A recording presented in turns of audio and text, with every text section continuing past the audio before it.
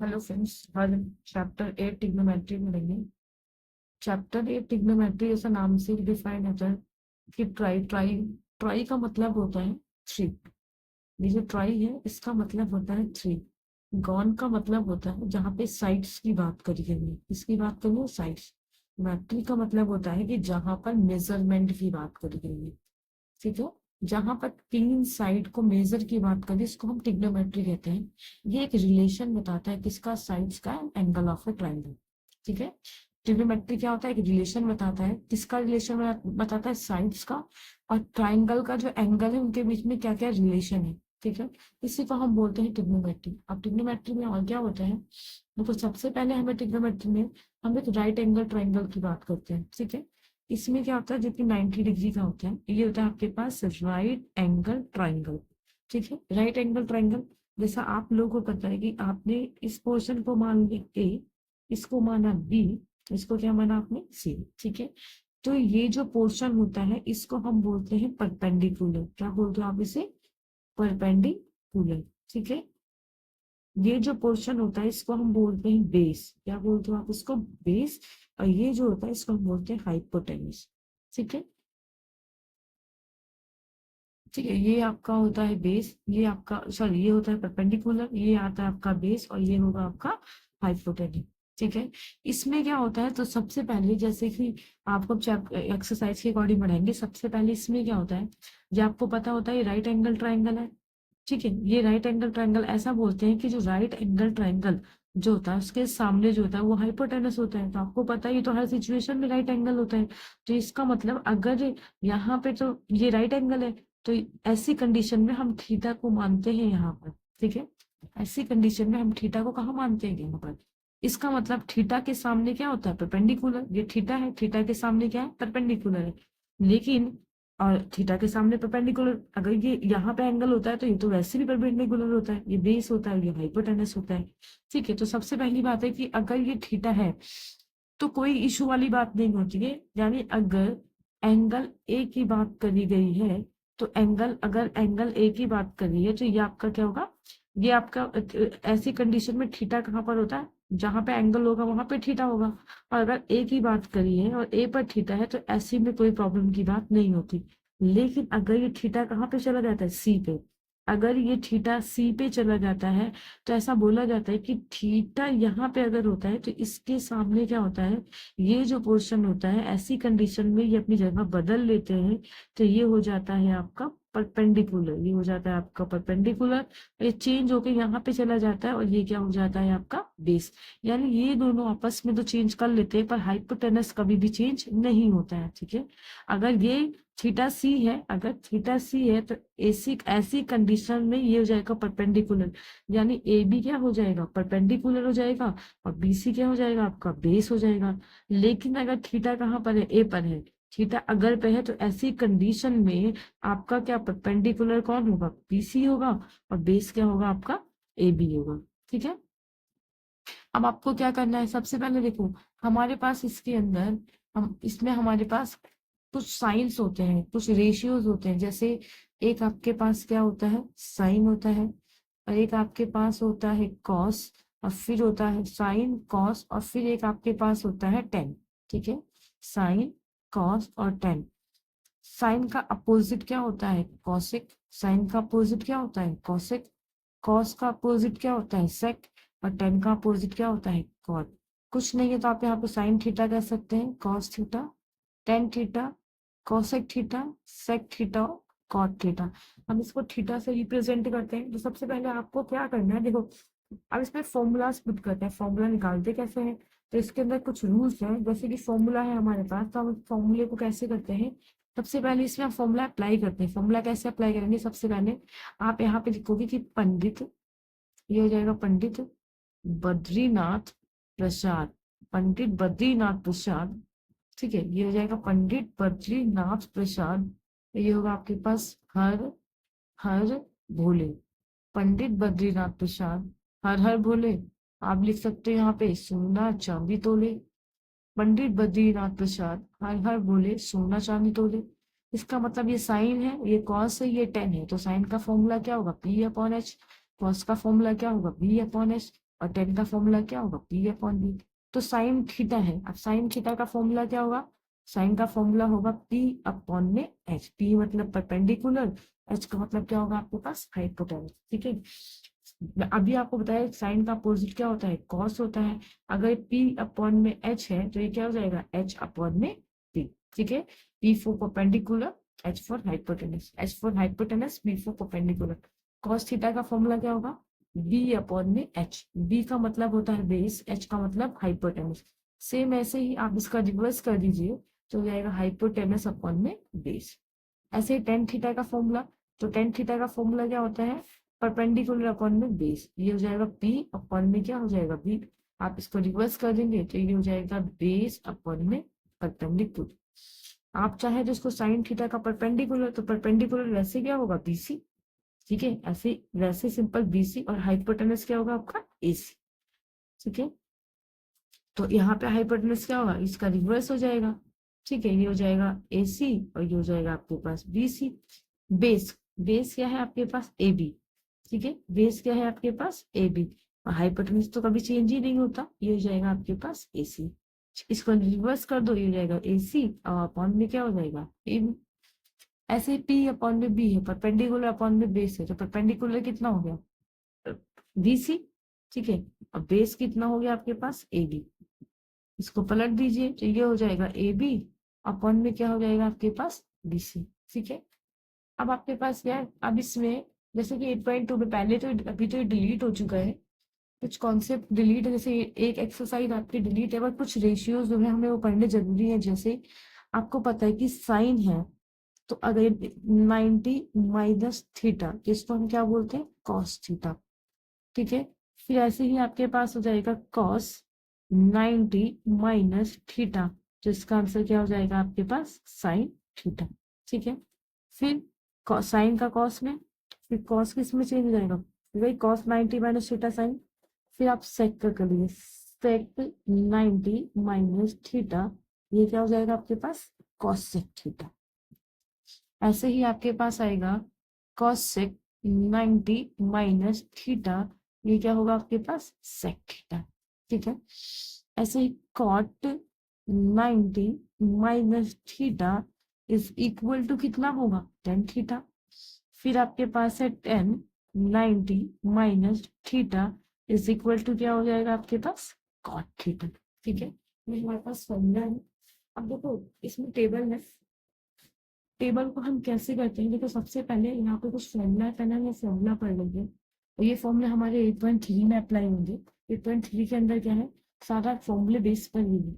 इसमें क्वेश्चन, इसमें फॉर्मूला होता है क्या कि अगर आपके पास sine square theta plus cos square theta is equal to कितना होता है वन, इससे दो फॉर्मूले बनते हैं। जैसे अगर आप साइन स्क्वायर थीटा को यही रख दोगे तो वन आएगा, और प्लस का कॉस वहां उठ के चला जाएगा तो किसका हो जाएगा, माइनस का कॉस। ठीक है, ऐसे सेकंड फॉर्मूला बनता है कॉस स्क्वायर थीटा, वन पे ही रखोगे तो प्लस का साइन वहां जाके किसका हो जाएगा, माइनस का साइन। ठीक है, ये हमारे पास हो गया फर्स्ट फॉर्मूला। सेकंड फॉर्मूला आपके पास देखिए, सेकंड फॉर्मूला क्या होता है, सेकंड फॉर्मूला इसके अंदर sec square theta minus tan square theta is equal to one. इससे भी दो फॉर्मूले बनते हैं। पहला आप क्या करोगे, sec square theta plus one यहाँ जाएगा तो किसका होगा, माइनस का, और माइनस टेन जो जाएगा तो किसका हो जाएगा, प्लस थ्री। पहला फॉर्मूला ये बनेगा। Second formula sec square theta minus one is equal to tan square theta, और सेकंड आप ऐसे बना सकते हैं, ये सेक स्क्वायर थीटा, तो आप इसको यहाँ माइनस डायरेक्ट ऐसे कर लीजिए, थोड़ा इजी ऐसे पड़ जाएगा। सेक स्क्वायर थीटा वन अपनी जगह है, माइनस का टेन वहां जाके किसका हो जाएगा, प्लस का टेन। ये दो फॉर्मूले बन गए आपके पास। ठीक है, तीसरा है आपके पास कौन सा, cosec square theta minus cot square theta is equal to, ठीक है, cosec square theta minus cot square theta is equal to one. इसके भी दो फॉर्मूले बनते हैं। ठीक है, पहला क्या करोगे, cosec square theta plus one इधर जाके आएगा तो किसका होगा, माइनस का, और माइनस का कॉट उधर जाएगा तो किसका हो जाएगा, प्लस का। सेकंड आप क्या करोगे, अब आपको किस कॉसिक हो गया, अब आपको कॉट का निकालना है। कॉट का कैसे करोगे, कॉसिक स्क्वायर थीटा, अच्छा कॉट का निकालिए। अब देखो कॉसिक स्क्वायर थीटा आप कॉट का निकालोगे तो आप क्या करोगे, कॉट को आप ऐसे करोगे, अब आप क्या करोगे, कॉसिक स्क्वायर थीटा निकालोगे तो वन तो अपनी जगह, माइनस का कॉट वहां जाके किसका हो जाएगा, प्लस का। ठीक है, इसको इधर उधर इसलिए नहीं किया, नहीं तो फिर आपको प्रॉब्लम, एक यहाँ से निकला कॉट का, यहाँ से निकला कॉसिक का, यहाँ से निकला टेन का, और यहाँ से किसका निकला, सेक। ठीक है, और भी कुछ फॉर्मूला है, देख लो। जैसे इसमें कुछ फॉर्मूला है कि जो साइन क्या होता है, वन अपॉन में sine theta is equal to किसके बराबर होता है, ये कॉसेक थीटा। ऐसे ही वन अपॉन में कॉस किसके बराबर होता है बेटा, ये सेक थीटा। ठीक है, हम इसको रिवर्स भी कर सकते हैं, जैसे वन अपॉन साइन थीटा है तो कॉसेक इधर आ जाएगा, या आप ऐसे कर सकते हो ना, ये साइन थीटा अपॉन में cos theta is equal to कितना हो, टेन थीटा। इसको रिवर्स कर दीजिए, कॉस थीटा अपॉन में sine theta is equal to क्या होता है, कॉट थीटा। ठीक है, वन अपॉन में tan theta is equal to cot theta.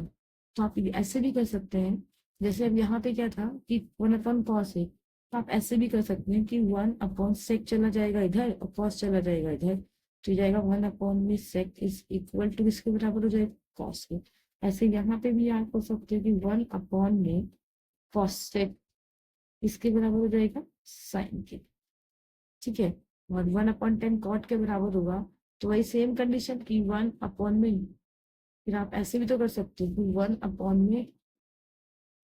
में cot theta is equal to किसके बराबर होगा, टेन थीटा के। ये हमारे बेसिक फॉर्मूला। ठीक है, यही आपको लर्न करने हैं। इसके बाद एक टेबल है और सारी एक्सरसाइज के फॉर्मूला इतने हैं। ट्रिग्नोमेट्री बहुत इजी है, सब कुछ आपके फॉर्मूले बेस पर ही है। तो आपके पास आएगी टेबल, देखो टेबल हम कैसे बनाते हैं, आपके पास होता है 0 डिग्री, 30 डिग्री, 45 डिग्री, 60 डिग्री है, 90 डिग्री। फिर आपके पास क्या होता है, साइन, कॉस, टेन। ठीक है, अब आप इसको निकालते कैसे, हम इसको सॉल्व करके सिखाते हैं। जीरो को हटा के कितनी वैल्यू है, जीरो को अगर हम हटा देते तो हमारे पास कितनी वैल्यू, 4, 1 2 3 4। तो आप सबसे पहले यहाँ पे लिखोगे 1/4, ये हो जाएगा 2/4, ये हो जाएगा 3/4, और ये हो जाएगा 4/4। और जीरो को भी 4 से इनके ऊपर चढ़ाओगे आप जीरो। ठीक है, देखो पहला तरीका आपको लर्न करना है कि 0, 1/2, 1/√2, √3/2 और 1, पहला तरीका। दूसरा तरीका, आपने 4 को 0 से काटा, कितना है 0, और रूट के ऊपर 0 तो रह नहीं सकता, तो आंसर कितना है 0, 1/2। ये कैसे सॉल्व होगा, देखो जैसे आपके पास 1/4 है, तो आपको पता है कि 4 का मतलब होगा 2 × 2, तो इसके ऊपर रूट था तो रूट से बाहर आएगा तो कितना आएगा 2, 1 है, 1 अपने साथ न जाने कितने एक रखता है, तो इसका मतलब ये भी पेयर बन गया, तो यहाँ से कितना आएगा 1/2। ठीक है, 2 है, काट दो, 2 × 1 = 2, 2 × 4।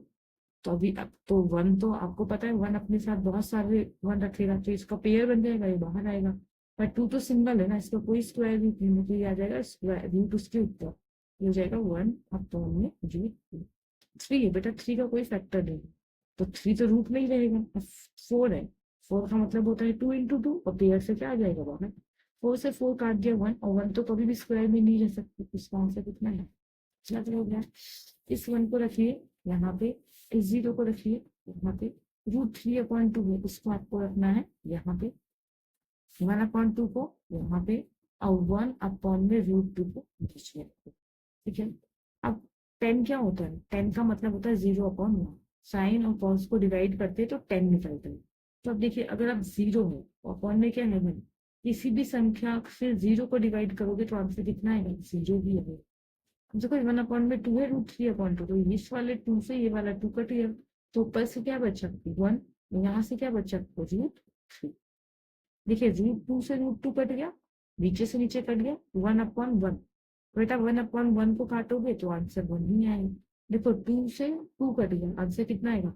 √3/1। और नीचे वाले 1 की कोई वैल्यू नहीं है, तो कितना आएगा? √2। एक बात याद कर लो, जब आप किसी भी संख्या को 0 से करते हो तो उसका आंसर आता है एंडिंग, यानी नॉट डिफाइंड। ठीक है, ये तो हो गया साइन कॉस टेन। अब आपके पास कॉसेक सेक और कॉट निकालना है। अब कॉसेक निकालना है। कॉसेक की वैल्यू क्या होती है? देखो कॉसेक की वैल्यू होती है साइन का अपोजिट। ये जो साइन है इसका अपोजिट कॉसेक होता है, तो 0 है, तो इसका मतलब इसके अपॉन में कुछ नहीं है, तो इसके अपॉन में 1 है। तो इसका अपोजिट कर दोगे तो यहाँ पे जब आएगा ये तो जाएगा 1/0। और जब 0, अभी तो मैंने बताया जब किसी भी संख्या 0 को किसी भी डिजिट को 0 से करोगे तो आंसर कितना आएगा? ND, not defined. 1/2 है, रिवर्स कर दो, 2/1 और 1 की कोई रिस्पेक्ट नहीं। 1/√2 है तो कितना आएगा? √2/1। √3/2 है तो आंसर कितना आएगा? 2/√3। और 1 का आंसर कितना आएगा? 1 ही आएगा। अब कॉसेक का अपोजिट कितना होता है? सेक। ये 1 है तो इसका आंसर कितना आएगा? 1 ही आएगा। √3/2 है, रिवर्स कर दो, 2/√3। 1/√2 है, पलट दो, √2/1 कोई वैल्यू नहीं। 1/2 का 2/1 0 है, 0 का मतलब 0/1 है, पलट देंगे तो 1/0। और जब 0 को 1 से करोगे तो आंसर कितना आएगा? ND, not defined. ठीक है, जब 0 को 1 से करेंगे तो आंसर कितना आएगा? एनडी आएगा। अब 10 का अपोजिट क्या होता है? Cot theta. ये रहा 10, उसका अपोजिट कॉट। ये रहा कॉस, कॉस का अपोजिट कॉट है। इसका मतलब 0/1 है, तो पलट दोगे तो कितना होगा? 1/0। जब 0 से किसी को करेंगे तो आंसर कितना आता है हमारे पास? एनडी। ठीक है, 1/√3 है तो √3/1। 1 का आंसर 1 ही आएगा। ये √3 है, इसका मतलब यहाँ पे अपॉन है, रिवर्स कर दोगे तो 1/√3। एनडी है, इस एनडी का मतलब समझ रहे हो ना? जब हमने इसका मतलब यहाँ पे 1/0 कंसीडर कर रहे हो, तो जब आप इसको पलटोगे 0/1 आएगा। और 1 से किसी भी 0 को करोगे तो आंसर कितना आएगा? 0। ये आपकी क्या है? टेबल है, लेकिन आपको इसमें कुछ ही वैल्यूज है जो याद करनी है। जैसे इसके ज्यादातर इससे बाहर आपसे नहीं पूछा जाता। जैसे जो साइन 30 की वैल्यू होती है वही कॉस 60 की वैल्यू होती है। साइन 30 की वैल्यू कितनी होती है? 1/2। और बेटा जो साइन 60 की वैल्यू होती है वही कॉस 30 की वैल्यू होती है। कितनी? √3/2। कितना? √3/2। जो 1030 की वैल्यू होती है, 1030 की वैल्यू कितनी होगी? 1030 की वैल्यू होती है 1/√3। ठीक है, जो 1030 की वैल्यू होती है वही कॉट 60 की वैल्यू होती है। 1030 की वैल्यू कितनी है? 1/√3। तो 60 की कितनी है? 1/√3। और जो वैल्यू 1060 की होती है, जो 1060 की होती है वही कॉट 30 की वैल्यू होती है। कितनी? √3। इस वैल्यू से ये याद कर लीजिए। जैसे 1030 की वैल्यू होती है 1/√3 और 1060 की वैल्यू होती है, इसको रिवर्स पलट दो, √3। दोनों इंपॉर्टेंट है, ये दोनों बहुत बार पूछे जाएंगे। ठीक है, अब 1/ये cos 45 डिग्री। ठीक है, cos 45 और आपके पास है sin 45। इन दोनों की वैल्यू कितनी होती है? 1/√। और जो 1045 की वैल्यू होती है वही आपके पास cot 45। इन दोनों की वैल्यू कितनी होती है? ठीक है, हाँ ये इतना वैल्यू, इतना ही लर्न करना है, इसके आगे आपको कोई वैल्यू नहीं होगी। इन दोनों को तो मोस्ट इंपॉर्टेंट कर लेना, और ये दोनों। ठीक है, इससे अधिकतर इन्हीं में हमारा 10th का सिलेबस कंसिडर हो जाता है। ठीक है, और प्लीज चैनल को लाइक शेयर एंड सब्सक्राइब जरूर करो।